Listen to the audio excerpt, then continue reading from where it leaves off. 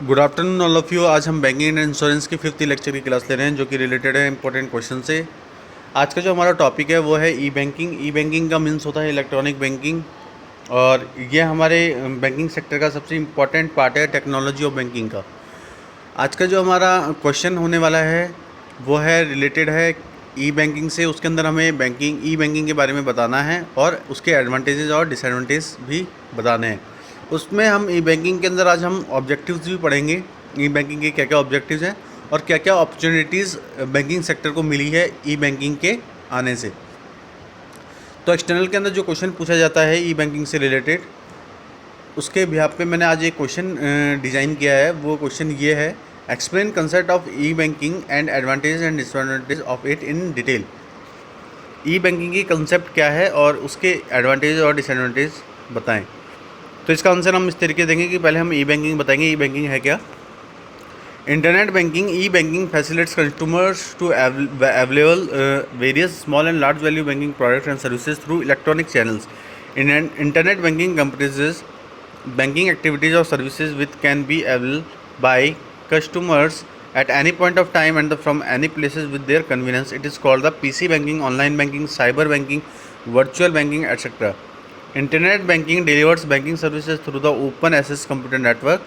Internet directly to the customer's home can be used with the different electronic devices such as personal computer, mobile phones with a browser or a desktop software, digital television. So we can say that internet banking is about using banking facility via the internet with the help of various electronic devices. अगर हम internet banking की बात करें तो internet banking जो आई थी banking sector के अंदर, उसके अंदर कस्टमर्स को स्मॉल और large value banking products available हुए थे जो कि इलेक्ट्रॉनिक चैनल्स के थ्रू उनको मिले थे। इंटरनेट बैंकिंग के अंदर बहुत सारी बैंकिंग एक्टिविटीज़ और सर्विसेज अवेलेबल होती है कस्टमर्स के लिए, जो एक ही पॉइंट ऑफ टाइम के अंदर डिफरेंट प्लेसेस के अंदर उनकी कन्वीनियंस के हिसाब से उनको मिलती है। उसको हम PC banking, online banking, cyber banking या वर्चुअल बैंकिंग कहते हैं। इंटरनेट बैंकिंग बैंकिंग सर्विस को डिलीवर करती है जो कि कंप्यूटर के नेटवर्क के थ्रू वो एक्सेस करते हैं। इंटरनेट के थ्रू कस्टमर्स डायरेक्टली अपने घर पे बैठ के उन सर्विसेज को एक्सेस कर सकते हैं जो कि बैंकिंग प्रोडक्ट से रिलेटेड है, और वो जो भी सर्विसेज लेते हैं वो इलेक्ट्रॉनिक डिवाइस से या पर्सनल कंप्यूटर, मोबाइल फ़ोन्स या कोई भी ब्राउज़र या डेस्कटॉप सॉफ्टवेयर या डिजिटल टेलीविज़न से वो एक्सेस कर सकते हैं। इंटरनेट बैंकिंग है जो कि बैंकिंग फैसिलिटीज़ को यूज़ करती है इंटरनेट के थ्रू, और उसमें उसको बहुत तरीके के इलेक्ट्रॉनिक डिवाइसेस की हेल्प मिलती है जिससे वो उस पर्टिकुलर चीज़ों को, उन सर्विसेज को एक्सेस करते हैं। ई बैंकिंग के क्या ऑब्जेक्टिव्स हैं? To understand the issues e banking and its evaluation. E banking के इश्यूज़ को समझना और उसके इवैल्यूएशन को समझना। To analyze the viability and finding out suitable business model. Business model के रिगार्डिंग जो भी एनालाइजिंग होती है उसके वायबिलिटी और उसके फाइंडिंग्स के रिगार्डिंग उसको पूरा करना। To state the present situation of e banking world wide के अंदर ई बैंकिंग की क्या प्रेजेंट सिचुएशन चल रही है उनको समझना। To recommend the government role on establishing e banking. E banking को इस्टेब्लिश करना और साथ साथ गवर्नमेंट को रिकमेंड करना कि वो उसके अंदर उतनी हिस्सेदारी दे। To suggest the existing banks and potential e banks on how to deal effectively with his new opportunity. साथ साथ बैंक्स जो इस ई बैंकिंग के अंदर एग्जिट होते हैं उनको सजेस्ट करना और उनके पोटेंशियल्स को भी जस्टिफाई करना, और जिससे कि जो बैंकिंग एफिशिएंसी है, उसकी इफ़ेक्टिवनेस है, वो बढ़े और हमारे बैंकिंग सेक्टर्स को कुछ नई अपॉर्चुनिटी इस ई बैंकिंग के थ्रू मिले। हम कुछ फीचर्स पढ़ लेते हैं ई बैंकिंग के। Easy electronic fund transfer facility. E banking हमें electronic fund transfer means EFT facility provide करती है। Better efficiency in CRM means customer relationship management. E banking हमें बेटर एफिशिएंसी प्रोवाइड करती है जो कि कस्टमर रिलेशनशिप मैनेजमेंट से रिलेटेड होते हैं। Making the payments of bill like electricity, telephone bills and mobile recharge. E banking हमें payments facility भी देती है, जैसे कि हम अपने घरों के बिजली का बिल जमा करा सकते हैं, टेलीफोन बिल जमा कर सकते हैं, मोबाइल का रिचार्ज कर सकते हैं। It introduce vision and innovative banking products and services. इससे हमारे बैंकिंग सेक्टर के अंदर नए इनोवेटिव बैंकिंग प्रोडक्ट्स और सर्विसेज का इंट्रोडक्शन हुआ। It can view a balance of accounts and settlements. E banking के थ्रू हम अपने बैलेंस ऑफ अकाउंट्स और स्टेटमेंट्स को घर बैठे देख सकते हैं। Banks are available to provide efficient economic and quality services to customer. Banks e banking के थ्रू हमें एफिशिएंट इकोनॉमिक और क्वालिटी सर्विस प्रोवाइड कराती है कस्टमर्स को। Assets in increasing the speed of response to customers requirement. Customers की requirements का according जो भी सर्विसेज हैं उनको असिस्ट करना और उनकी इंक्रीज के उसके इंक्रीमेंट के अंदर उसके अंदर रेगुलर रेस्पॉन्स करना भी ई बैंकिंग का एक इम्पॉर्टेंट फीचर है। अब हम कुछ सर्विसेज पढ़ेंगे जो ई बैंकिंग के अंदर यूज़ की जाती है। पहला है बिल पेमेंट सर्विसेज, दूसरा है fund transfer from one bank to another bank anywhere in India. एक बैंक से दूसरे बैंक में ट्रांसफ़र करना है इंडिया के अंदर कहीं भी। Credit card customer can pay their credit card bills online. Credit card customers को प्रोवाइड करना जिससे वो क्रेडिट कार्ड के थ्रू बिल्स पे कर सकते हैं online. Recharging at phone mobile phones. अगर आपके मोबाइल फ़ोन्स या किसी भी टेलीफोन के अंदर आपका रिचार्ज ख़त्म हो जाता है तो आप उसको रिचार्ज कर सकते हैं कहीं भी बैठे हुए अपनी कन्वीनियंस के हिसाब से। Investing through internet banking. आप इंटरनेट बैंकिंग के थ्रू कहीं भी पैसा अपना इन्वेस्ट कर सकते हैं। अब हम एडवांटेजेस पढ़ रहे हैं ई बैंकिंग के। तो पहला है convenience. Unlike banks, online banking services are never close and are available 24 hours a day and 7 days a week. अगर हम बात करें बैंक्स के रिगार्डिंग तो ऑनलाइन बैंकिंग जो सर्विस है वो कभी भी क्लोज नहीं होती है, वो 24/7 अवेलेबल रहती है। Speed. Online banking sites generally execute and confirm transaction at the quicker then the ATM processing speed. अगर हम जो ऑनलाइन बैंकिंग के एजुकेशन और उसके कंफर्मेशन के रिगार्डिंग बात करें जो कि ट्रांजैक्शन से रिलेटेड होते हैं तो हम देखेंगे कि एटीएम्स के अंदर से हम बहुत जल्दी अपने अकाउंट के रिगार्डिंग जो भी ट्रांजैक्शन है, जो भी हमारे विड्रॉल मनी है उनको बहुत जल्दी स्पीडली से प्रोसेस कर सकते हैं। थर्ड है efficiency. You can access and manage all your bank accounts including CDS securities and one secure site. Efficiency की बात करें तो बैंक्स अकाउंट जो हमें एसेस करने और उसको मैनेज करने के लिए किए जाते हैं उसके अंदर CDS मतलब सर्टिफिकेट ऑफ डिपॉजिट्स, सिक्योरिटीज़ और उसके जो भी हमारे अकाउंट्स के सिक्योर के लिए भी हमारी एफिशिएंसी बैंक के अंदर बनी रहती है अगर हम ई बैंकिंग का यूज़ कर रहे हैं। फोर्थ है हमारा cheaper alternative. The cost of banking services through the internet forms are fraction of cost through the conventional methods. अगर हम बैंकिंग सर्विसेज की बात करें जो कि हमें ई बैंकिंग के थ्रू मिलती है तो अगर हम उसकी कॉस्ट को देखेंगे तो सिर्फ उसकी कॉस्ट बहुत मिनिमम है और बहुत कन्वेंशनल है और उसके तरह हम सिर्फ ओनली इंटरनेट के यूज़ से उसको आसानी से ले सकते हैं। अब हम डिसएडवांटेजेस पढ़ लेते हैं ई बैंकिंग के। स्टार्टअप में टेक टाइम कि अगर हम बात करें तो ई बैंकिंग के अंदर जो इंटरनेट प्रोसेस है क्योंकि हमें ये सारा काम इंटरनेट प्रोसेस से करना पड़ता है तो कभी कभी कुछ जो एप्लीकेशन है उनको स्टार्ट होने में बहुत ज़्यादा टाइम लगता है जिससे हम उस पर्टिकुलर चीज़ के बारे में एसेस नहीं कर पाते और कभी कभी प्रॉब्लम उसके सर्वर के रिगार्डिंग भी होती है। कभी बैंकों में आपने देखा होगा कि सर्वर प्रॉब्लम के वजह से आपको टेम्पररी सर्विसेज अनअवेलेबल हो जाती नहीं है। सेकंड है bank site changes due to their upgrading on online problems adding new features in unfamiliar process. Banking site changes होने के कारण कभी कभी जो ऑनलाइन प्रोग्राम्स हैं उनके अपग्रेडेशन में भी प्रॉब्लम आती है।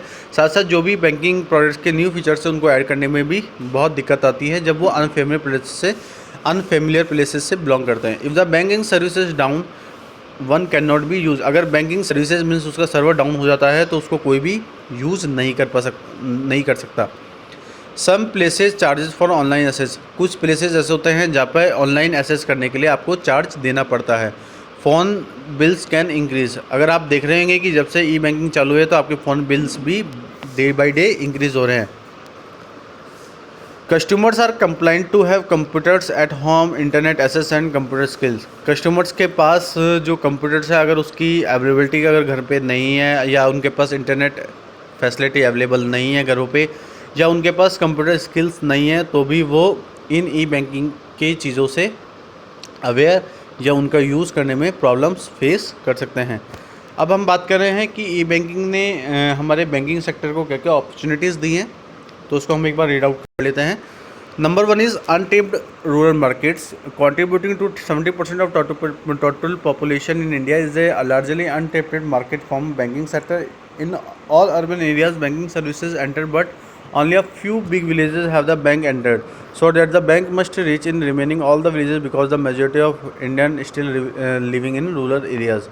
अगर हम बात करें तो हमारी इंडिया की जो 70% पॉपुलेशन है वो रूरल एरिया से बिलोंग करती है, तो हम कहते हैं कि हमारा जो रूरल मार्केट है वो लार्जली अनटेपेड है बैंकिंग सेक्टर के regarding.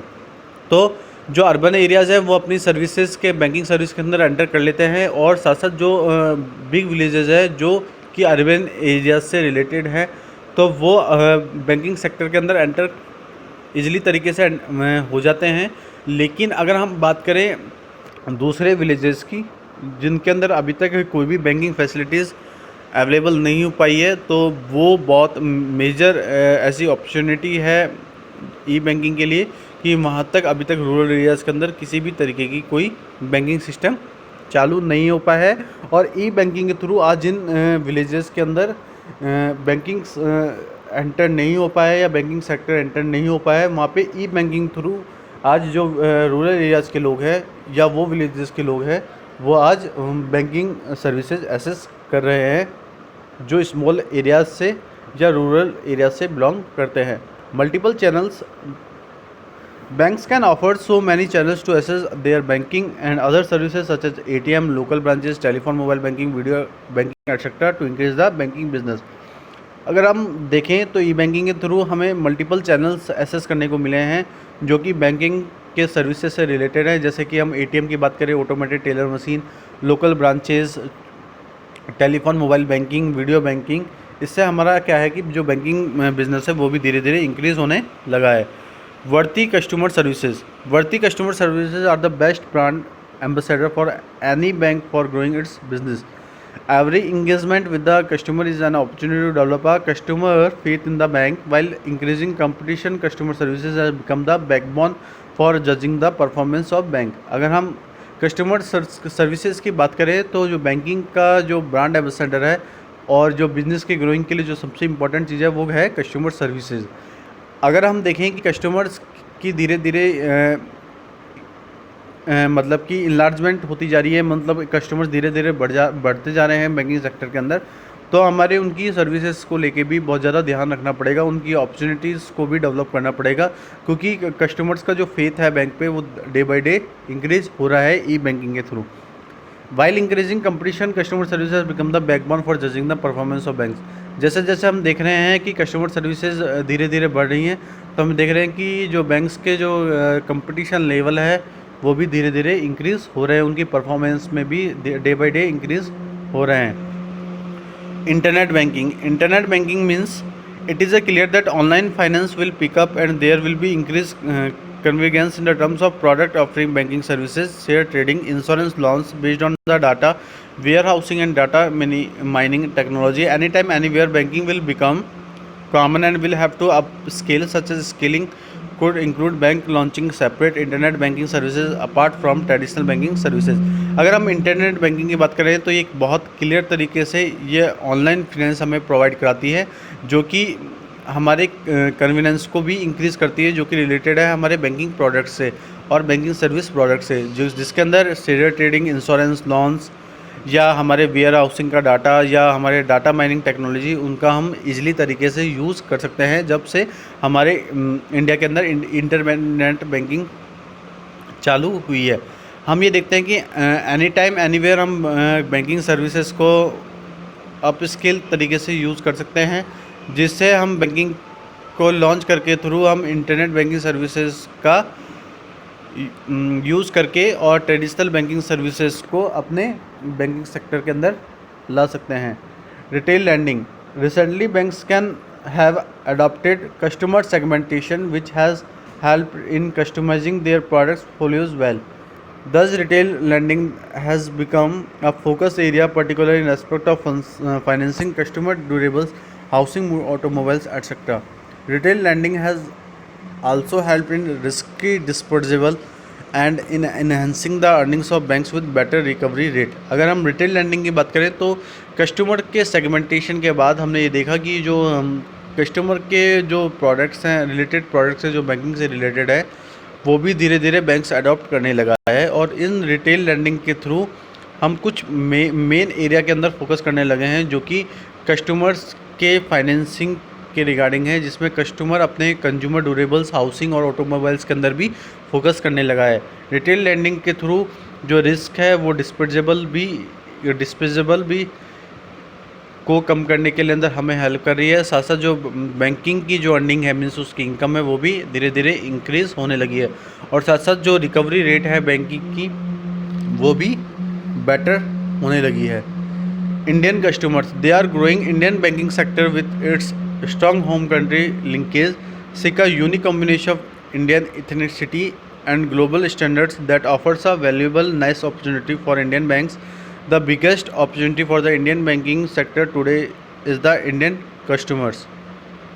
Demographic shifts in terms of income level and customer shifts in terms of lifestyle aspiration are changing the profile of the Indian customer. This is and will be a key driver of economic growth going forward. अगर हम Indian customers की बात करें तो जैसे जैसे Indian banking sector grow हो रहा है, वैसे वैसे हमारी होम कंट्री भी स्ट्रांग होती जा रही है। इसके यूनिक कॉम्बिनेशन के थ्रू जो इंडियन इथनिक्स है और जो भी हमारे ग्लोबल स्टैंडर्ड्स हैं, वो भी बहुत ज़्यादा